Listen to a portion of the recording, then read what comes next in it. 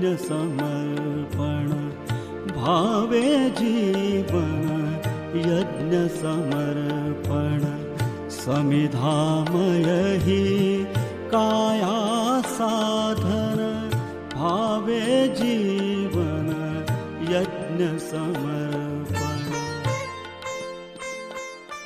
असू आम्ही सुखाने पत्थर पायातील, मंदिर उभविणे हेच आमुचे शील, अशा ध्येय प्रेरित राष्ट्रीय स्वयंसेवक संघाच्या जन्मशताब्दी निमित्त मिलिंद रहाटगावकर मला जे जे भावते ते सर्व या यूट्यूब चॅनलवरून सादर होत आहे संघ प्रचारकांची जीवनकथा।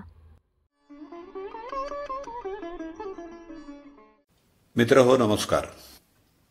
मदनदास देवी या संघ प्रचारकाचा परिचय करून देणारा हा लेखक विलास भागवत, अभिवाचन दत्ता सर देशमुख।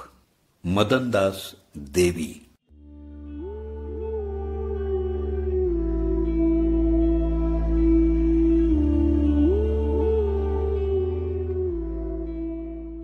मदनदास देवी यांनी राष्ट्रीय स्वयंसेवक संघाचे ज्येष्ठ प्रचारक, अखिल भारतीय सहप्रचारक प्रमुख, दीर्घकाळ सहकार्यवाह, राजकीय क्षेत्राचं पालकत्व अशा अखिल भारतीय स्तरावरच्या महत्त्वपूर्ण जबाबदाऱ्या पार पाडल्या।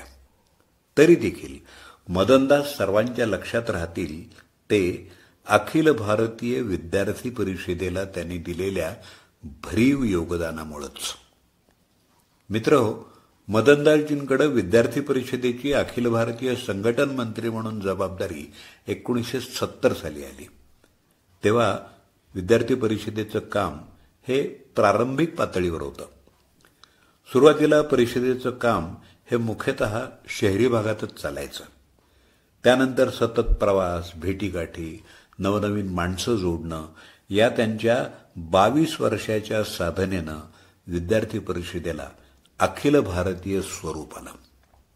मदनदासजींनी नेतृत्वाचं बीजारोपण केलं। मदनदासजींना माणसं घडवणारा माणूस अशी उपाधी दिली तर ती वावगी ठरणार नाही। मदनदासजी कमालीचे निगर्वी होते, आत्मविलोपी होते। खऱ्या अर्थानं प्रचारकाची जी भूमिका असते ती पडद्यामागं राहून कार्यकर्त्यांना घडवणं, नेतृत्व उभं करणं हे काम मदनदासजींनी चोख बजावलं। संघ विचारधारा मानणाऱ्या अनेक संस्था संघटनांमध्ये जे अनेक जण खंबीरपणानं नेतृत्व करताना दिसतात, त्यांच्या जडणघडणीमध्ये मदनदासजींचं फार मोठं योगदान आहे। कारण हे सगळे प्रभावी लोक आधी विद्यार्थी परिषदेचेच कार्यकर्ते होते।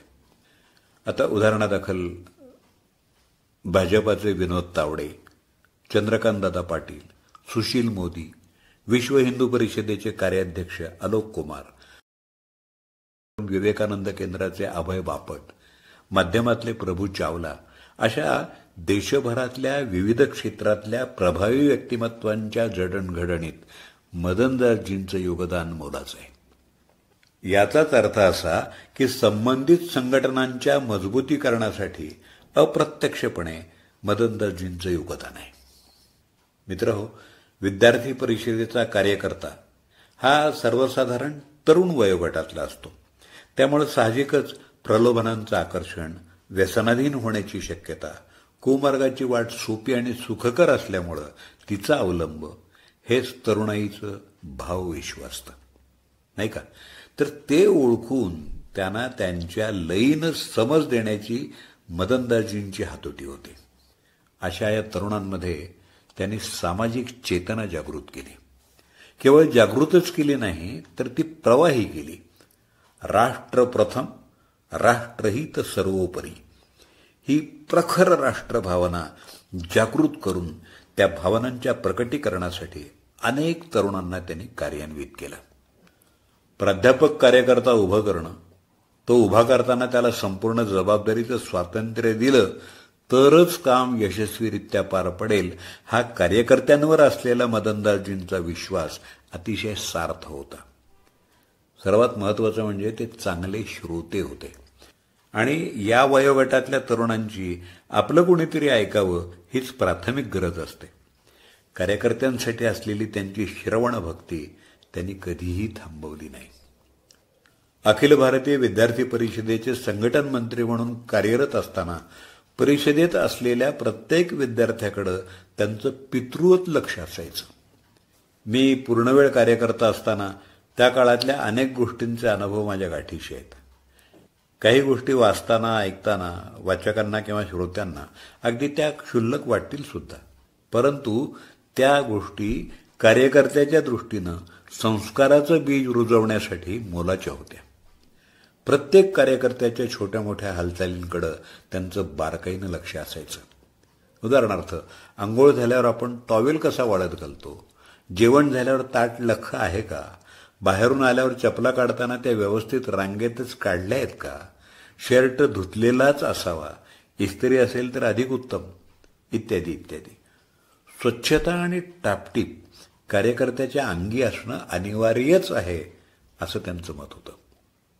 आपण सामाजिक कार्यकर्ते आहोत, त्यामुळं आपण नेहमी प्रेझेंटेबल असलं पाहिजे.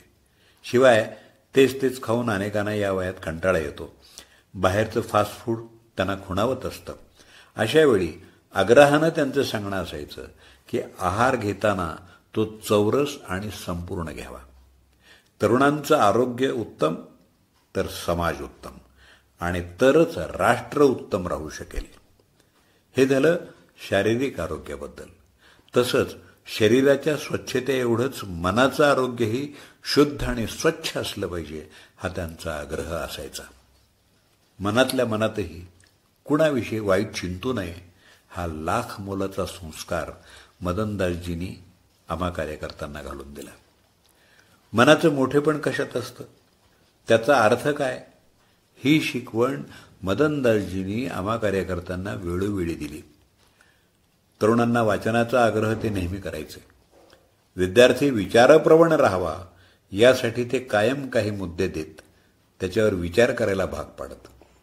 सर्वात मोठी गोष्ट म्हणजे त्या काळातल्या आम्हा सर्व सहकाऱ्यांना त्यांनी मोठी रेघ आखायला शिकवली.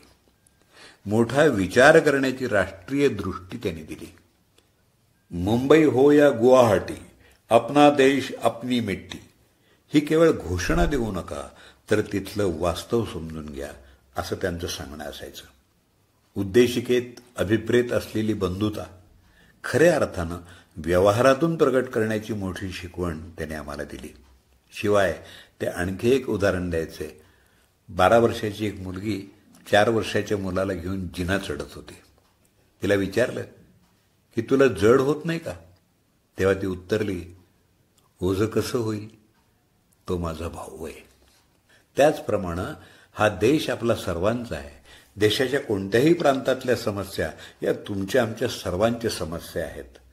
त्या आपल्याला जड होता कामा नयेत. त्या समस्यांवर उत्तर शोधणं हे आपल्या सर्वांचं कर्तव्य आहे.